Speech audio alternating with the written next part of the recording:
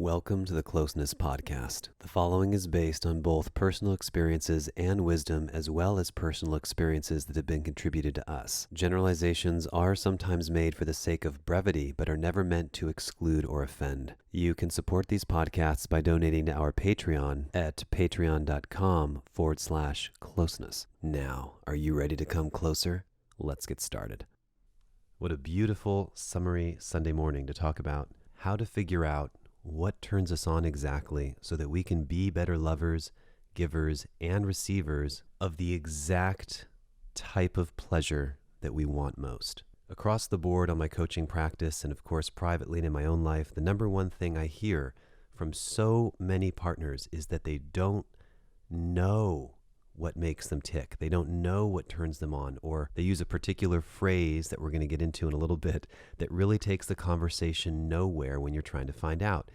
So what that means is we stunt our own growth when it comes to experiencing more pleasure and excitement in our intimate relationships.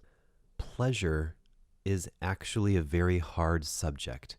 We have words like hedonistic or self-absorbed or selfish, and a lot of negative connotation around experiencing pleasure and feeling good. Are you someone in your intimate affairs who allows yourself to feel as much pleasure as possible? Do you ever shut interactions down when things are feeling good? Do you get in your head? Do you think, oof, do I deserve to feel this much pleasure? And the answer is probably you do. We all do. One of the primary reasons I created Closeness was, aside from helping people get closer and solving painful issues and getting people out of pain and into pleasure, was to actually take the pleasure you are experiencing to an exponentially greater level. So we're looking at not specifically what excites us and what turns us on, but finding out, how do you even learn this about yourself? How do you figure it out? How does your partner figure it out with you? So to do this, we need to establish how we communicate with ourselves, with our partners, and the people who care about us. What are the words that we use? How do we shut things down so repetitiously? How do we close ourselves off to experiencing more pleasure or more zest out of life and sex when we don't even intend to?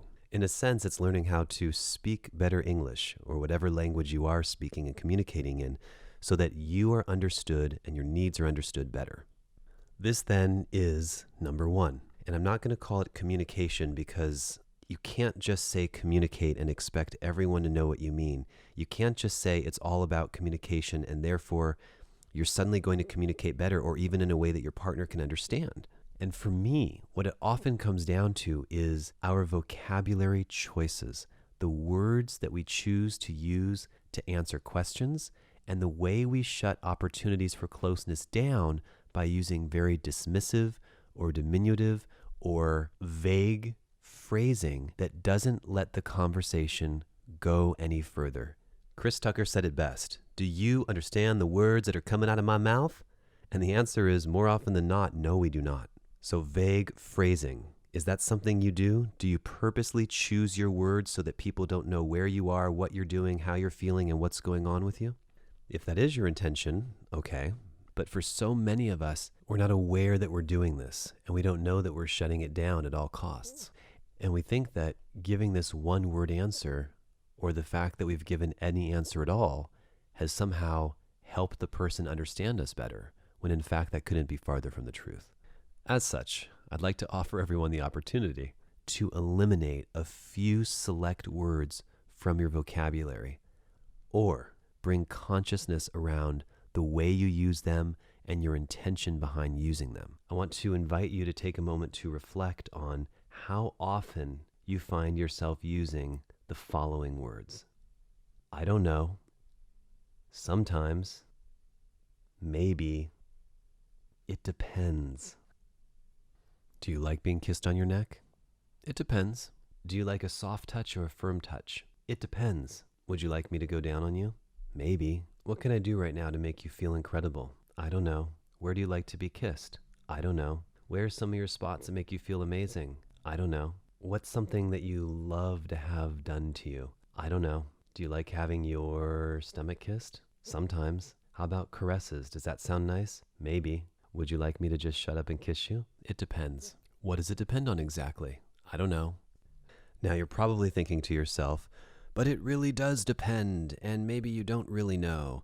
Sure, all are true in the moment that you say them. But when it comes to real communication, to understanding what your partner wants, to being able to give to your partner exactly what they want, everyone on the planet is going to need a heck of a lot more than maybe, sometimes, I don't know, and it depends. Even if it does depend, you've got to internalize this. These 4 phrases do absolutely nothing to help you get closer with your partner, to help them understand you, or to even have some clarity around a situation to know if it really is okay, or you are ready, or you want to talk about it further. And so the key here is to either eliminate those phrases from your vocabulary entirely, ponder, think for a moment, give pause, and consider what your answer might be, and then give a different answer than you have before that more accurately reflects what you're feeling, or explain yourself further. It's okay to say, sometimes I like this, sometimes I don't. It depends on what my mood is. I have to be in the right frame of mind.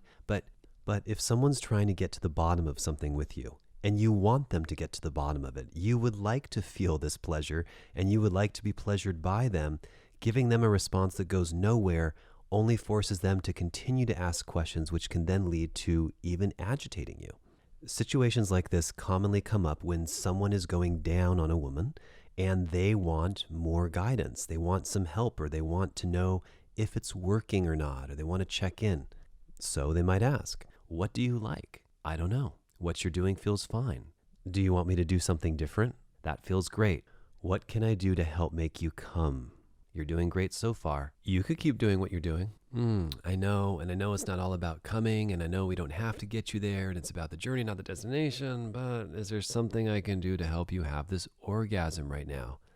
I don't know, it depends. I just can't think right now with you talking. Let's just do it. Just keep doing it. Okay. So even sometimes positive feedback can be nice and affirming. That's great. You're doing great. Keep doing what you're doing. Yes, sometimes that works, but it doesn't help us unlock more. And it really doesn't let us know where we are on the spectrum, because things can feel good or really good. Things can take you to that place where you're pushed over the edge, or they can keep you in your head and keep you sort of out of your body without being super present. And it doesn't help take you further into your orgasm or into your body and into yourself. We'll get into later why this is and how a lot of us have some shame or guilt or don't feel like it's okay to ask for what we want. But it's specifically in these moments. And it's actually very difficult for people to phrase questions in a way where you don't just get single word answers, especially with an open-ended question like, what do you like? Or what does make you feel good? Or how can I pleasure you in a way that feels incredible? Use this opportunity to not give a 1 or 2 or 3 word answer. Even if it makes you uncomfortable, it's worth exploring. What is it about these moments when someone wants to make me feel really good that makes me feel uneasy? Now, this will come up again later, but some people truly do not like to talk at all during sex. It's like they're in a completely different state of mind, and I understand that. Most of the time, most experiences, predominantly almost all of your experiences can be that way, but sometimes a little guidance is nice. But look, if you're someone who can't at all open your mouth other than to make some oohing and ahhing sounds during sex, then together as a couple, you could really consider talking about sex more often before you have it, after you have it, at a time when you're not having it, so that when you do, you have some sort of framework to navigate through. Otherwise, it's never a good time. And that's why I'm a big advocate of sexual fluency, the ability to speak sexual language, both non-physically and, yes, with your mouth as well, and with your words. But the number one response that's supersede of these 4 is the "it depends" reply. Friends, everything depends. Everything is a maybe. Everything in the known universe isn't desirable to us all the time, 24/7. Sometimes we like soft music. Sometimes we like hard music. First thing in the morning, very few people want to wake up listening to pounding rap music or heavy metal. Very few people want to have something to drink or something to smoke as soon as they wake up and open their eyes. But it depends.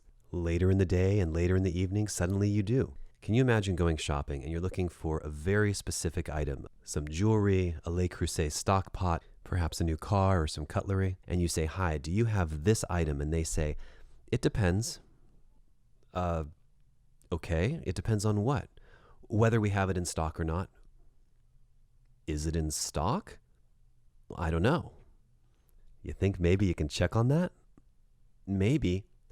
So there's a dialogue happening, but not only is nothing getting said, now the person responding is creating almost an adversarial response. There's tension, there's irritation, there's blockage, as opposed to free flowing communication that allows someone to help you.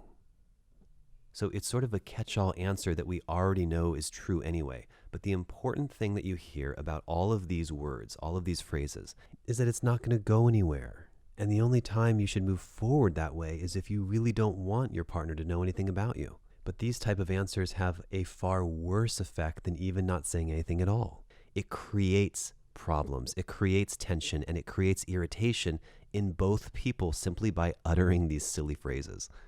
What really happens?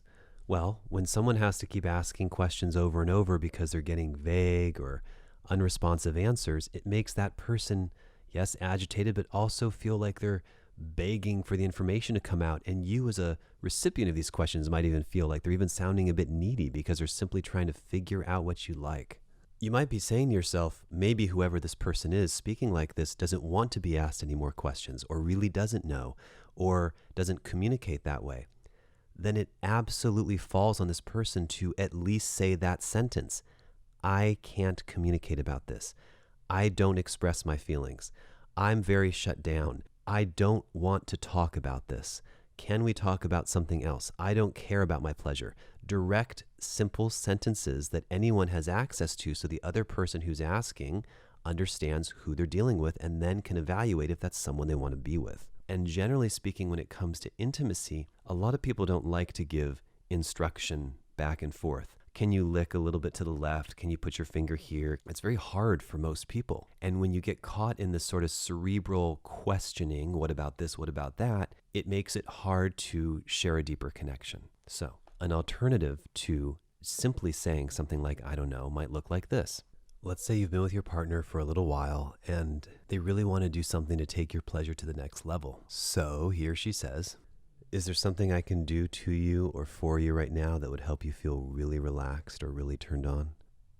And you're about to say, I don't know, the way you always do, but instead you say, wow, I've never been asked that question before, or had someone take the time to explore this with me. That's really sexy. Come here. Mwah. Let me give you some kisses. Why don't you start on my fill in the blank? Stomach, shoulder, neck, leg, back, upper back. Grab a handful of my hair. Just like that. Squeeze a little harder. That's too much. Will you try using some nails? Let's explore this together. Can you use a little more pressure? Ooh. That's too much on my clit. Can you back off a little bit? Your stubble or your beard hair is hurting me. Can you use more of your mouth or your lips? There are thousands on top of thousands of other answers that you can explore other than, I don't know. Let's say you have someone going down on you and you're a woman and someone asks you, do you prefer just having my tongue or do you also like fingers? And you're cringing because someone said some words in English during a sexual moment and you're dying to say, it depends. But instead, in that moment, you stop yourself and you say, I really like what you're doing, but try softly using one finger. Or, yes, what you're doing is great, but I'm really into two fingers. Or, sometimes I'm into fingers, but today I'm not craving it. Or, actually, do you have a toy? Or, try mixing it up a little bit, sometimes in, sometimes out. Or, there's this thing I really like where you go like this with your finger and you do this with your tongue. Once again, infinite possibilities for communication. So the entire purpose of this first section is to clear up the ability to talk to your partner, because everybody says it's all about communicating, but do you know how? Do you know what to say, the things to ask, and what to do? Especially as someone in an intimate situation, when you are asking, it's very difficult to not break the mood if you have to ask like several questions in a row because you're not getting somewhere. So let's look one more time how this plays out in our example when you're using disempowering language and where it leaves the person who's asking. My God, you taste so good right now. Would you like me to use my fingers? And you say, maybe. One or two. I don't know. Let's start with one. Do you like this? Sometimes. What can we do to help get you there and take you over the edge? It depends. Now you're in this strained environment of weird questioning, and it has made your partner feel, and you probably, like you're being questioned. And it leaves your partner in a more hopeless place than they were before when they're trying to navigate your own body. And especially women should consider, men do not have the same organ that you do, nor do we have one that is nearly as complex. A lot of men know, generally speaking, where things are, and that if you touch the clit light enough or firm enough in a certain way, it'll create a certain response. But beyond that, there's a lot of guiding that most people are going to have to do to really make someone masterful, especially if someone wants to take the time with your body. And this is no different if you're a man receiving oral sex. Now, men have a different issue of just going silent or radio silent. And it's worth practicing some authentic noises of any kind, some breathing perhaps, to let your partner know there's a pulse, a little a little ah, a little like, I really like that, I don't like this, be careful of your teeth. Can you try this technique? Women are delighted when a man is able to speak up and express what he wants and what he likes in a sweet and respectful way. And unfortunately, with what we see in porn, with people just like sledgehammering, where everything is fuck, fuck, fuck, fuck this pussy, fuck yeah, you fucking like that, fucking fuck, fuck, you fuck, which presumably is hot to certain groups of people. One very big tip that I have for men, which is actually quite a global secret that I don't think I've ever heard anyone speak about in my life. Stop speaking under your breath. It's not sexy. No one can hear you. If you're intentionally whispering or you're doing it with a certain effect, great. But if she's moaning and groaning and coming and squirming and screaming and you're like, come over here, get on all fours, let me fuck you from behind. Oh yeah, fuck yeah, that's really hot. Oh yeah, bitch, I like that. Oof, that's not very sexy. That's not sexy at all. Use your voice. Find resonance in your chest and speak what you want clearly. Look at your partner. She is so vibrant and open and loud, and you could barely get a few words out. There's a difference between an intentional whisper, God, you look so good, and something that's less the case. But in terms of communicating with your partner, speaking, saying a few words if you're a man, beyond the word fuck yeah, that's fucking hot, keep fucking doing that, and fuck this and fuck that, expressing what you like or asking for something different is really, really effective. All right, now we can get into the fun and the juicy stuff.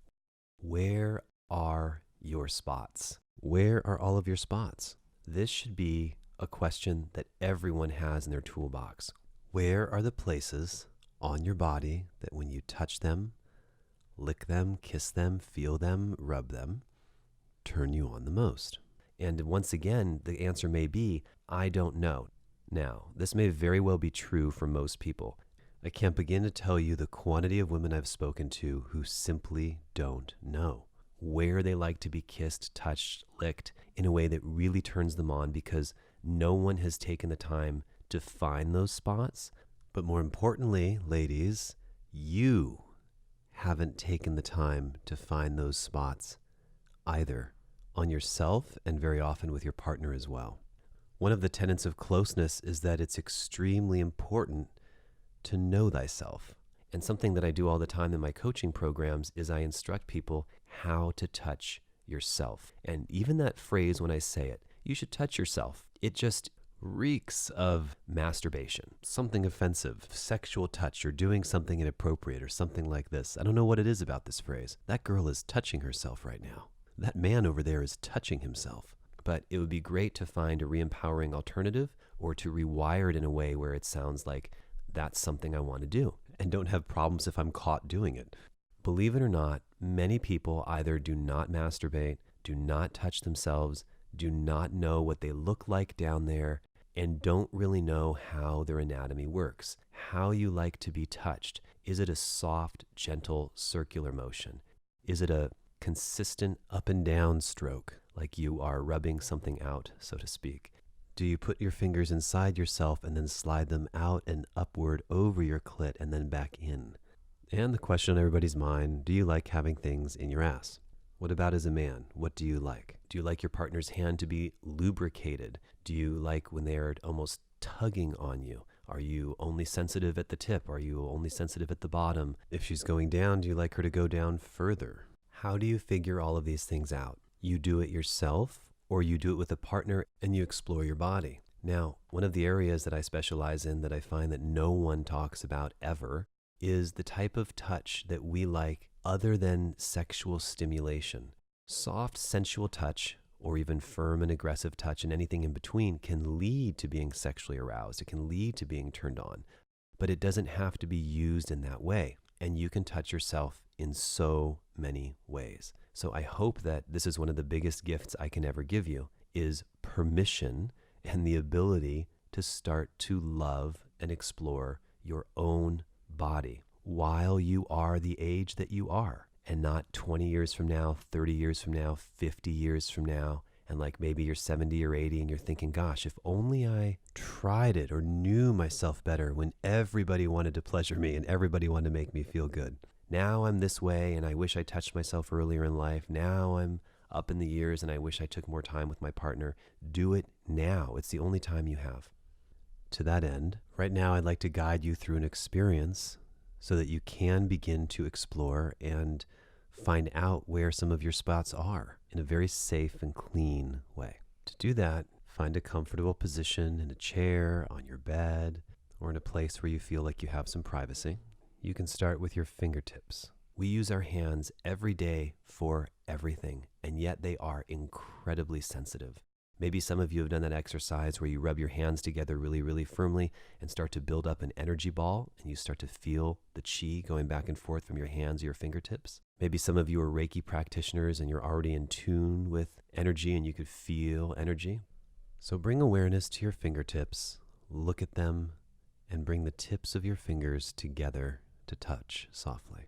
Softly slide the tips of your fingers down your other fingertips.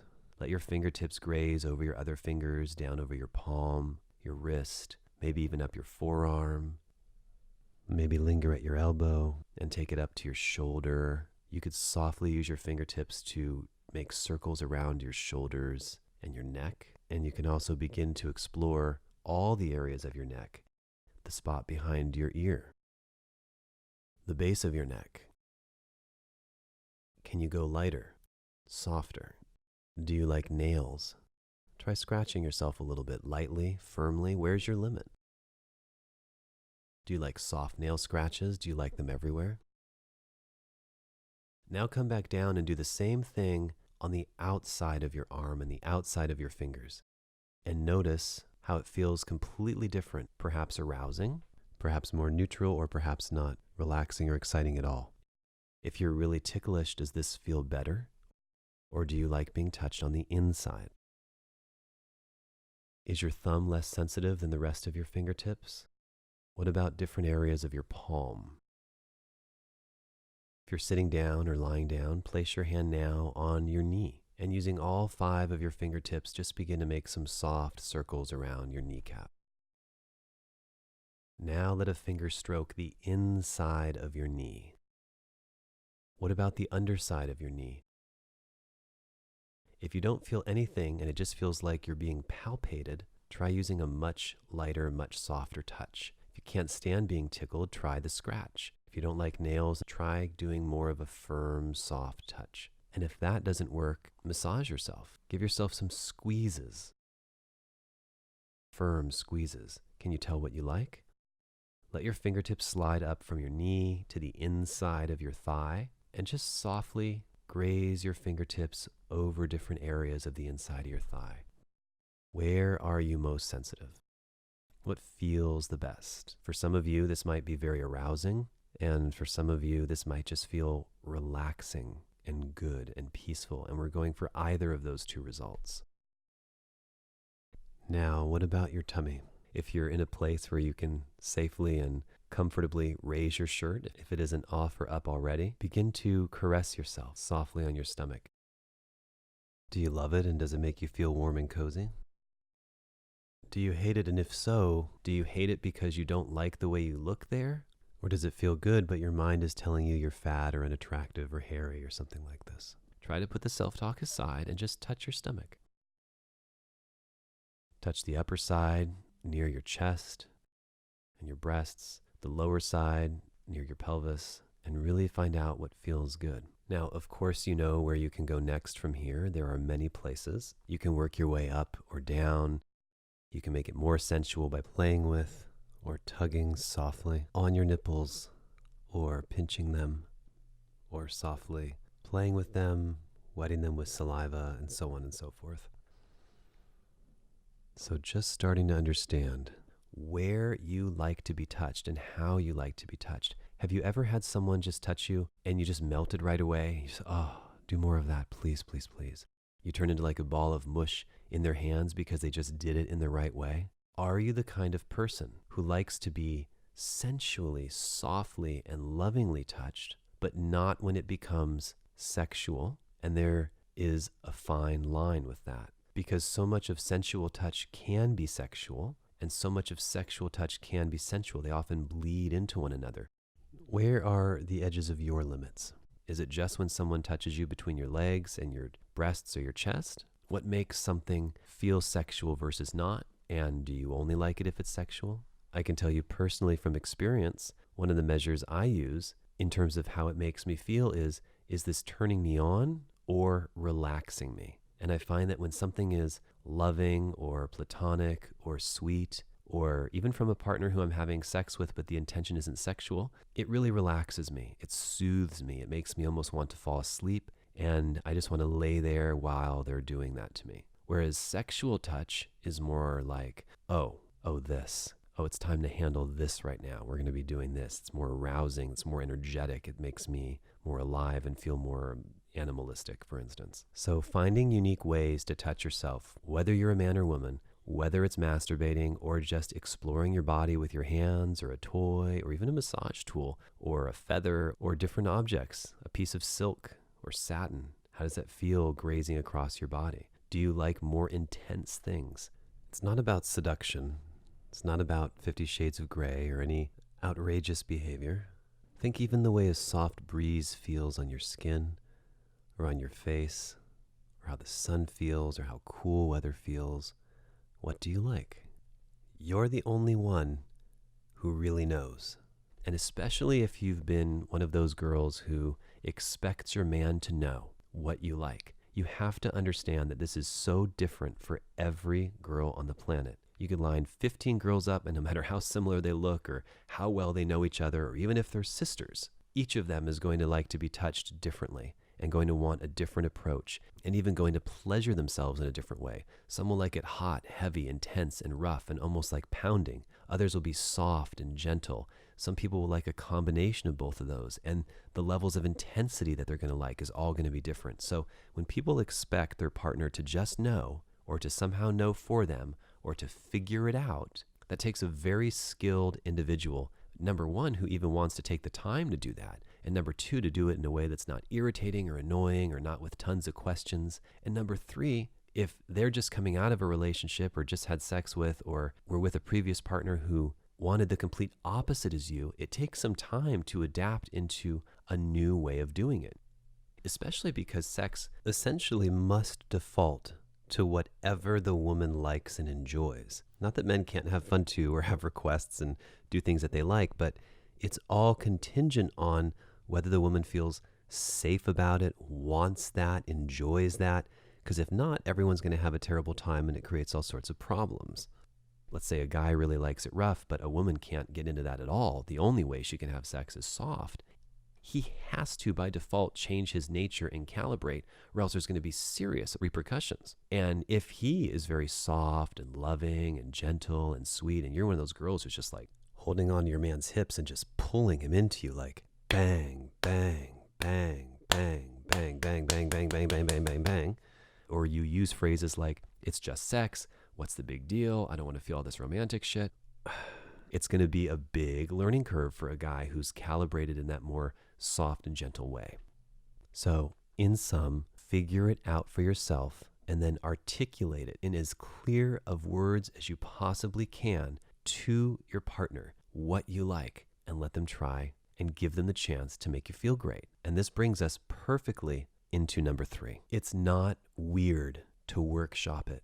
It's not awkward to talk about it. It's not weird to discuss it before doing it. It's not weird to try something new and see how it makes you feel and laugh and giggle about it. It's not weird to feel uncomfortable with things. There's nothing wrong with making a game out of it. There's nothing wrong with making progressions and building on them. It's not weird to workshop it. You don't have to worry about killing a moment to talk about it. You don't have to break up with someone because you think they don't know your body and you have an expectation that they should.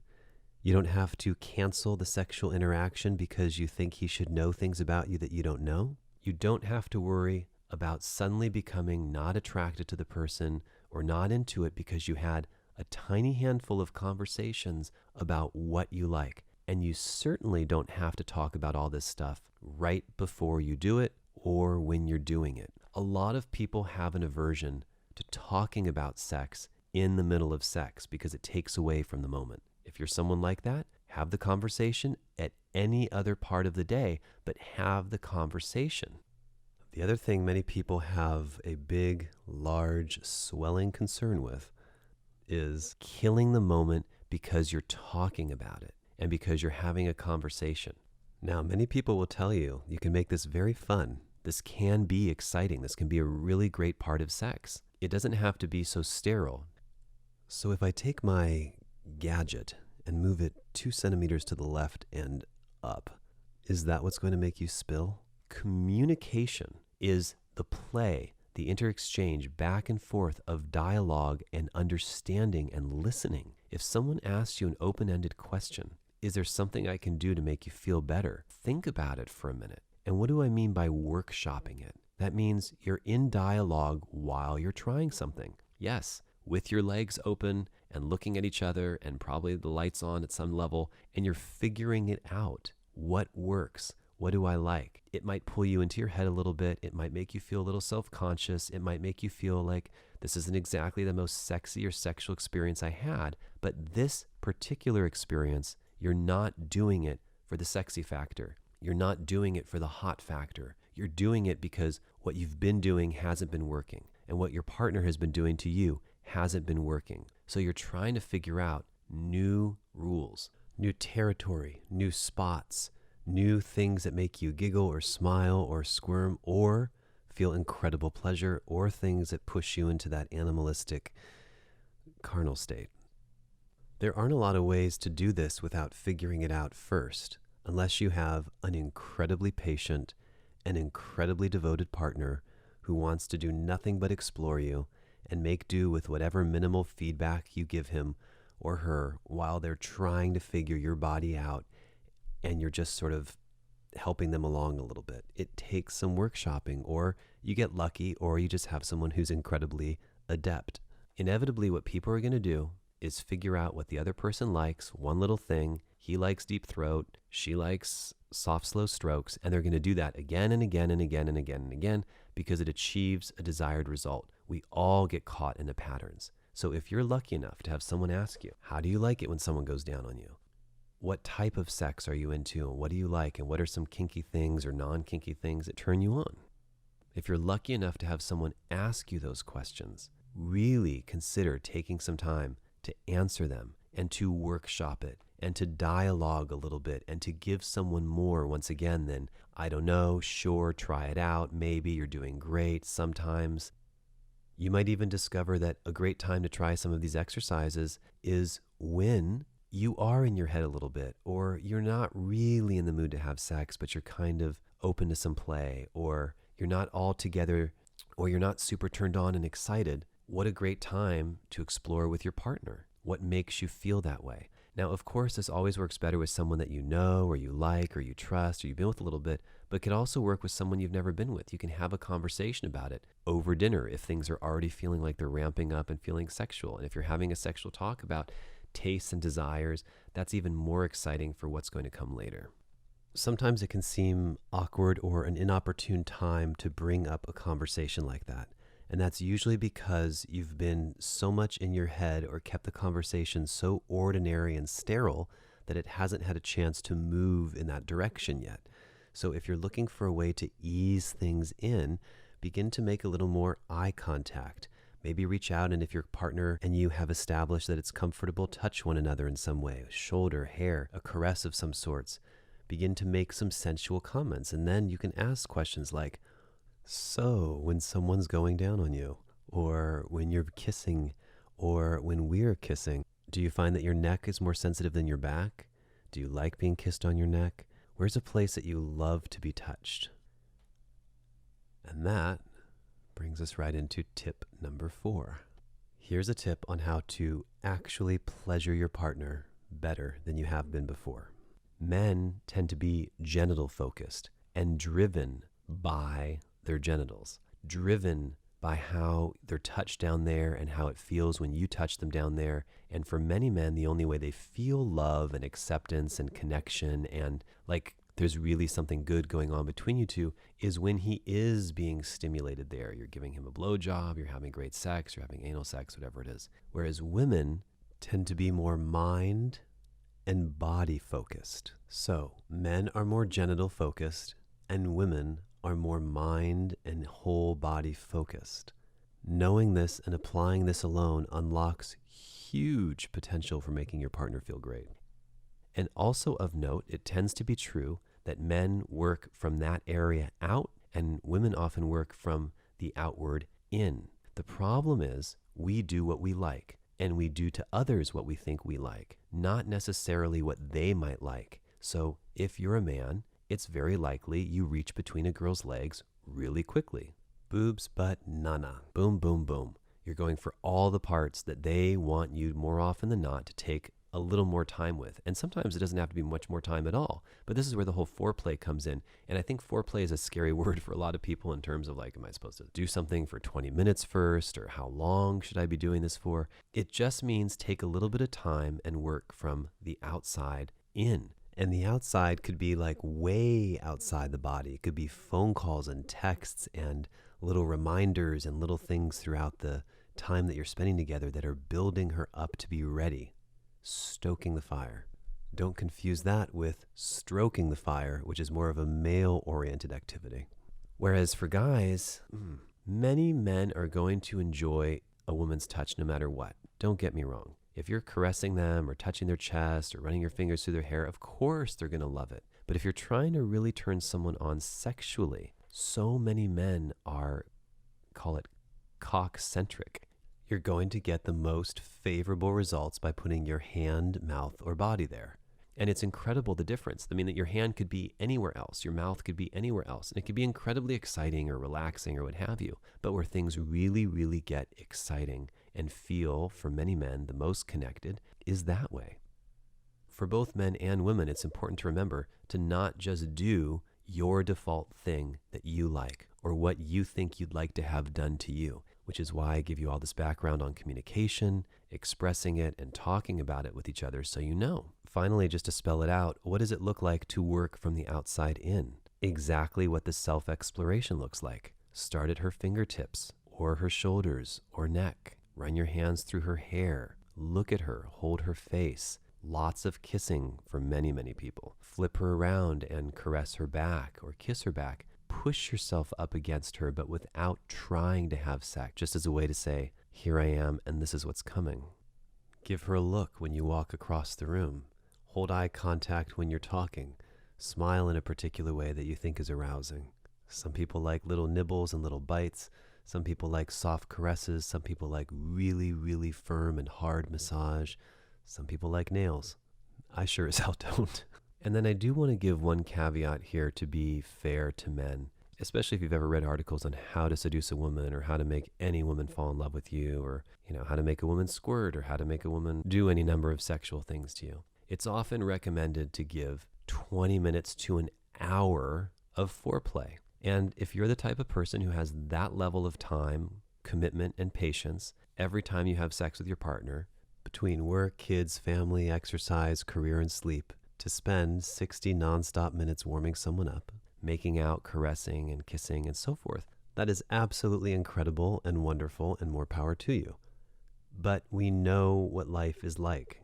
Most people do not have the mental or physical capacity, much less stamina, to endure playing around, kissing, touching, and exploring each other for that quantity of time. And again, with men being genital focused, it becomes very, very difficult for a man to sustain enthusiasm, sustain arousal and excitement when nothing is moving towards sex if it just stays in that area of foreplay for an extremely prolonged period of time. Now, I'm not talking about edging where you're trying to take a man to orgasm by giving him a blowjob or taking him there with your hands and then backing off. I'm talking about exclusively doing sensual or playful or flirtatious or even sexual activities like kissing, touching, caressing, and that sort of thing.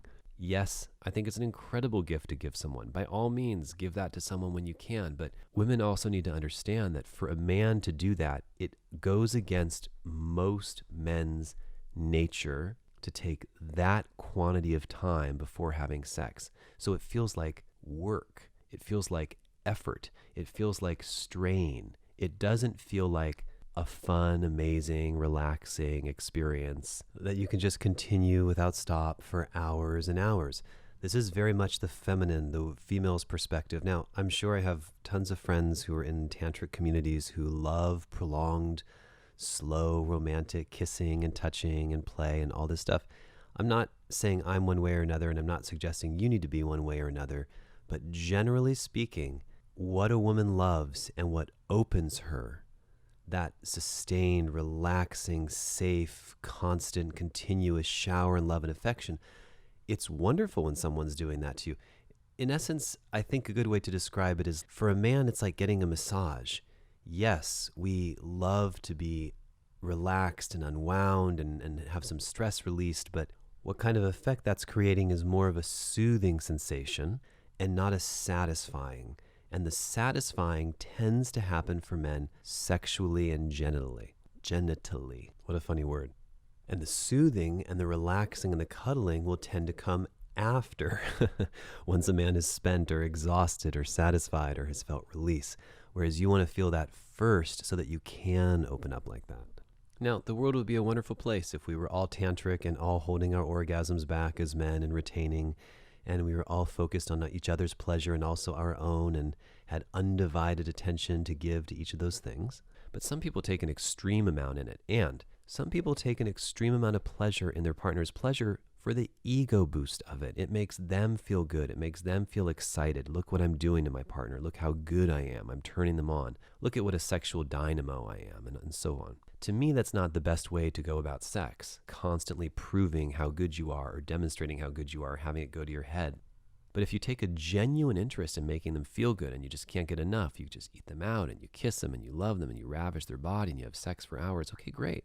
But that is a very particular kind of individual. And what I mean by that is there just aren't a lot. There aren't a lot of people who have the time, energy, patience, resources, stamina, and ability to spend an hour 2 or 3 times a week, sustainably, continuously, over time for multiple years before having sex. However, for those select few who can invest the time, whether it's 10 minutes or longer, you're really going to see a different side to your woman. You're going to unlock her differently. You're going to see her primal instinct.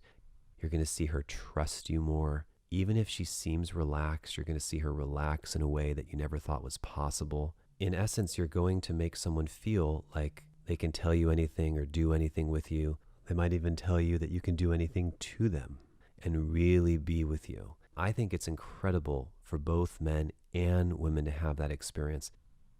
Women know and have known for a long time that men are so cock-centric that right away they want to give the blowjob and swallow or come here or there or give him the opportunity to come or release or have an orgasm. And that if that happens, women, it's not time to pack your bags and go home and that's all that needs to be done.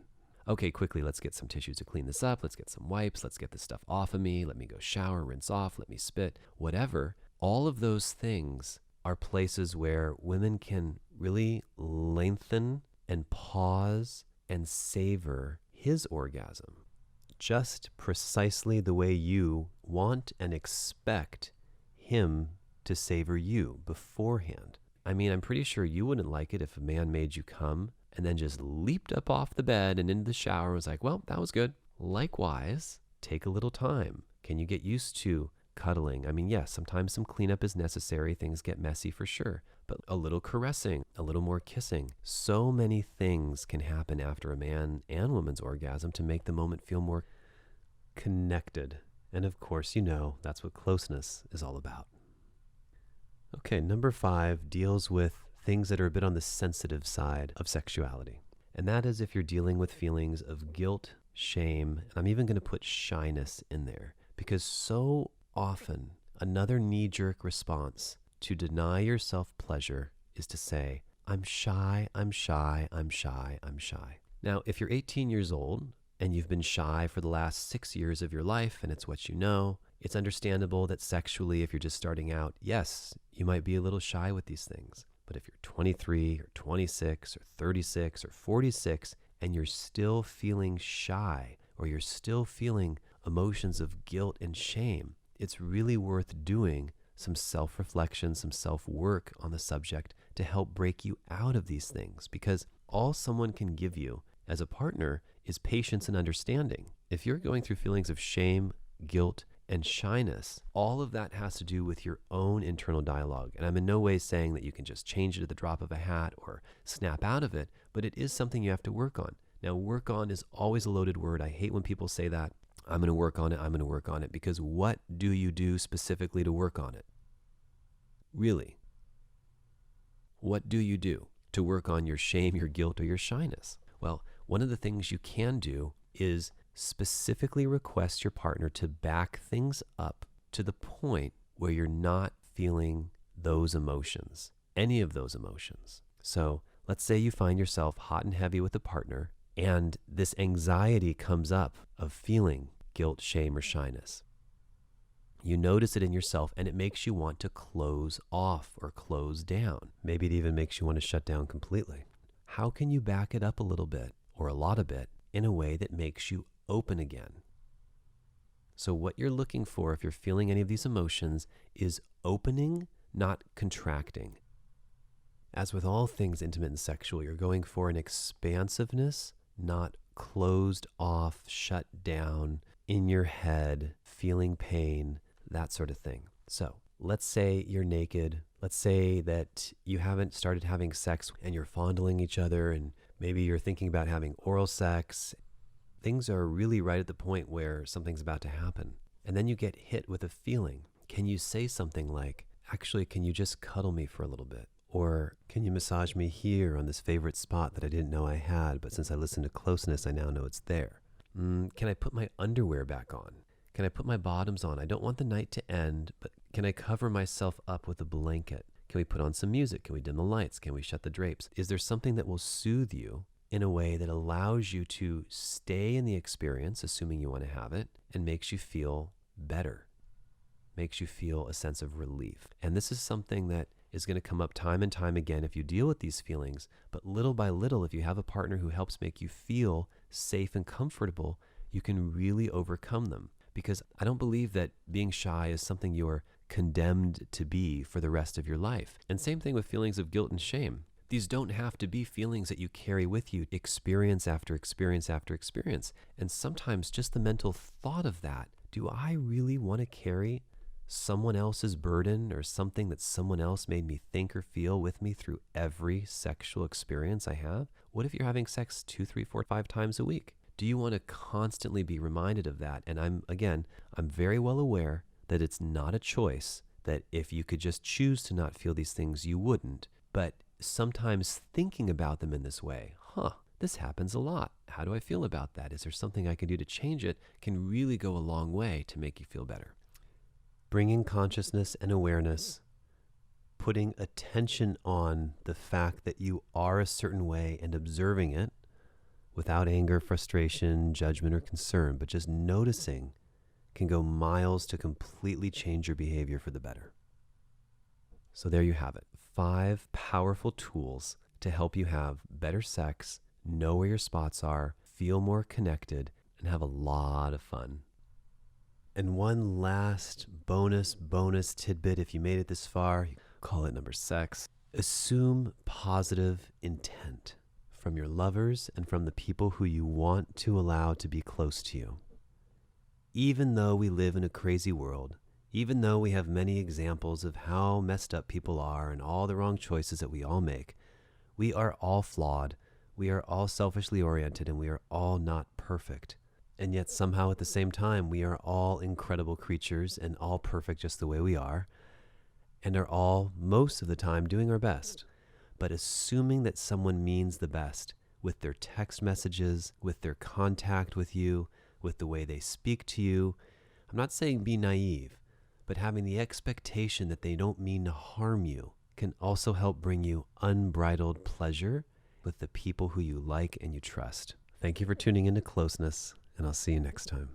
Thank you for listening. We hope you've enjoyed this immensely. To learn more about what we do, visit getcloseness.com, and to donate to our Patreon or have one of your questions answered on the Closeness podcast, visit patreon.com/closeness. And remember, stay close. Stay close. Stay close. Stay close.